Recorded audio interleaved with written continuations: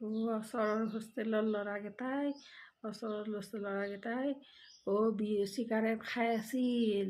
তাৰপাছত মই মানা কৰিব গৈছিলোঁ, বোলে চিগাৰেটৰ গোন্ধ আহি আছে, বৰ তুমি কিয় এনেহেন কৰছা, চিগাৰেট নাখাবি। বাপ্পা মস্ত ডাঙৰ শিলগুটি মাৰি মাথাটো ফাটে দিলাক জানে না। এইগিলাখান বাপ বাপেকে কি সংস্কাৰ দিছে। মিছা কোৱা নাই মই। তাহোন চিগাৰেট খাই থাকে খালি দিনে ৰাতি, আমাৰ বহুত দিগদাৰ হয়, আমি ওচৰতে আছোঁ না। হা, আপোনালোকেও নাযাব এনেকৈ মানা কৰবা, কোনোবা দিনা মাথা চাথা ফালি দিব বাপেকে। এতিয়া সেয়াহে হ'ল, মাথাটো ফালি দিলাক শিলগুটি মাৰি, বুজছে না।